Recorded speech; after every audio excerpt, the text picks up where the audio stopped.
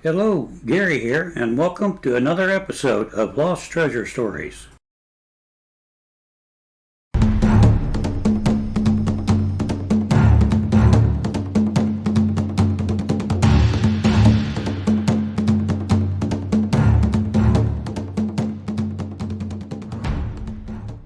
Our first Lost Treasure story in this episode is coming right up. But first, I want to welcome all new visitors and let you know that we feature true, authentic tales of buried treasure in every state in the U.S. Most of our stories have never been seen or heard of anywhere before because they're from my private files from my historical research of over 45 years.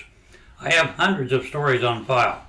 We're going to read to you, word for word, the actual documents that the stories come from, so you'll have all the facts if you want to go out and search for the treasure.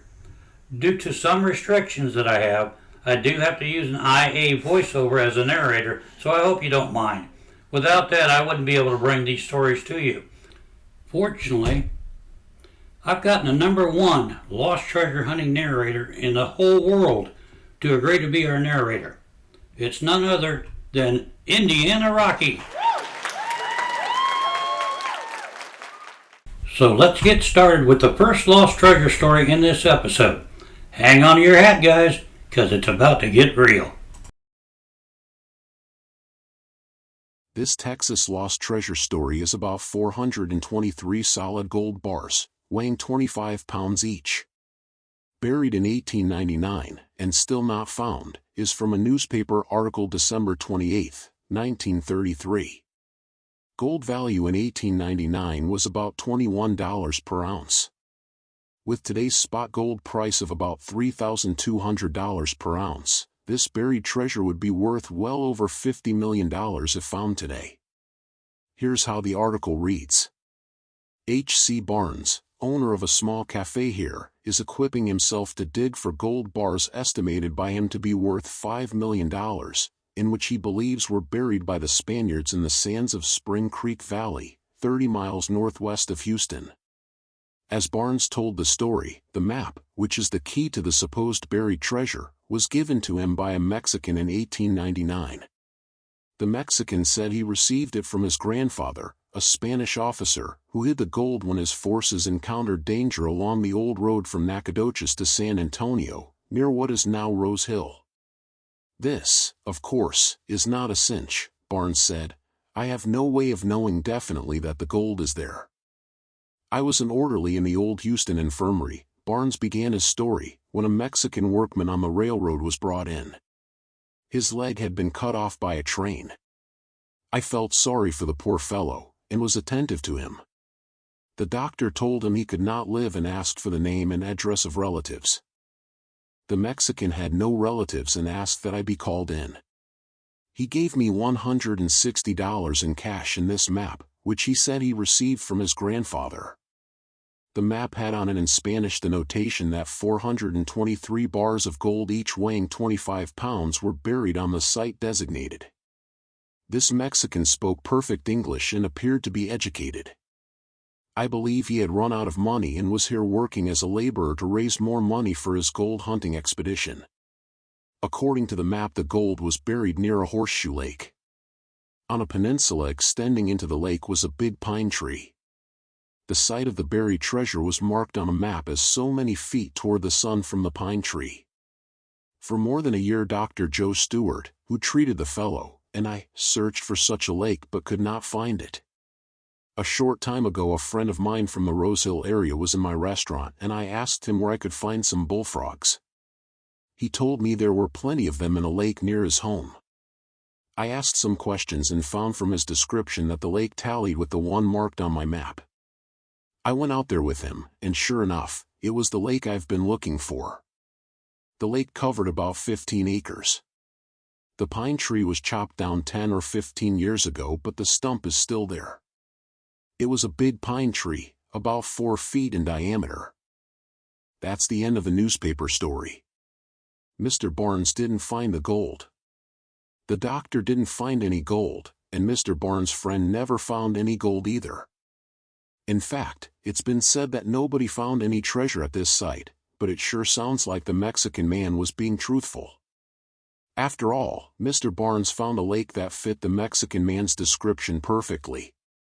There's a very good chance that this lost treasure exists, and is still right there by the lake. Don't go away yet. Our next lost treasure story in this episode is coming up right now.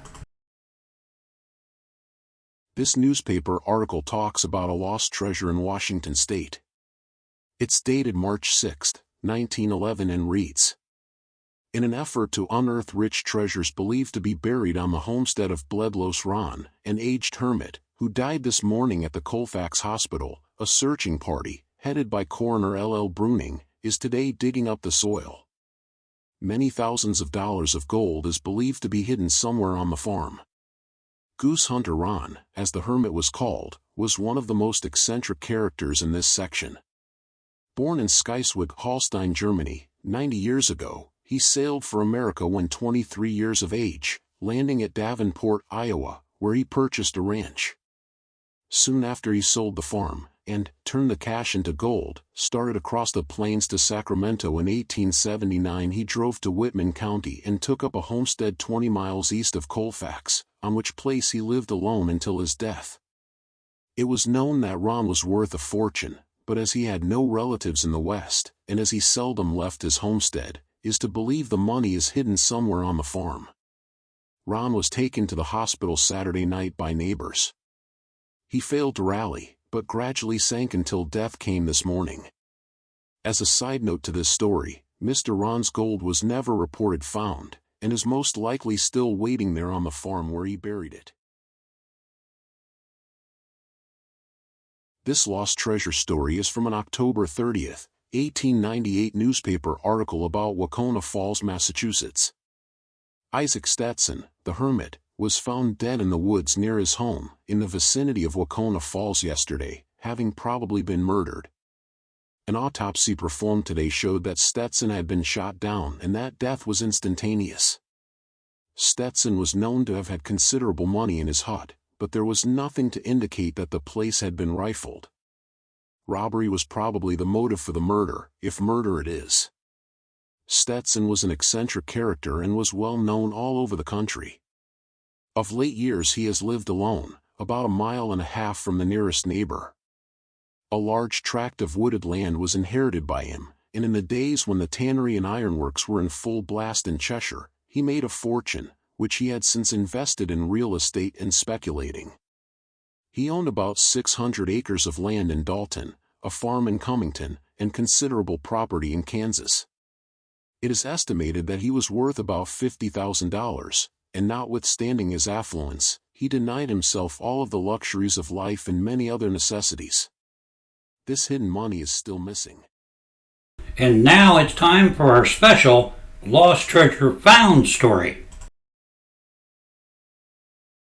This lost treasure found story is from a Pennsylvania newspaper of 1899. Nicholas Bishop, a miserly farmer who lived with his grandson in the country near Robinsonville, died a few days ago without revealing the hiding place of his money.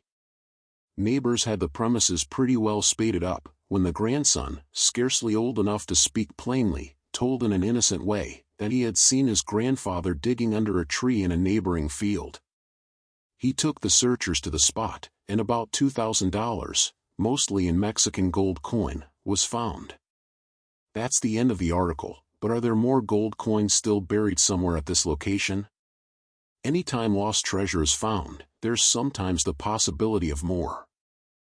Okay, we're going to wrap up this week's video with a special bonus Lost Treasure Found story coming up now. This lost treasure found story is from a newspaper article August 10, 1950, in Seattle, Washington.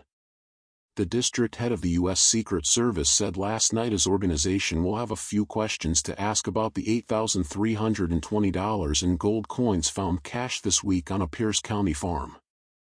The money was part of $17,392 found by relatives on the farm of John H. Helmont, a bachelor, near Alderton.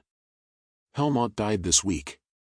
Carl Eliason, district supervising agent of the Secret Service, said if an investigation determines that the gold was hidden away prior to 1934, the relatives might have a chance to keep it or turn it into currency.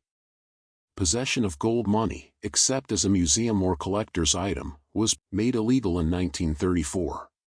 Said, is generally confiscated by the government. The money was found hidden under a post in the farmyard, and under stairways and floors. Okay, that wraps up this episode of Lost Treasure Stories. If you like reading Lost Treasure Stories, I have a couple of links in the video description box of my favorite all-time treasure books and magazines. These are classics. They're not being published anymore, so if you think you might want to add them to your library, try to act fast. They're getting harder and harder to find. Our next episode is coming soon, so hit that subscribe button so you don't miss it, and make sure you have your notifications turned on.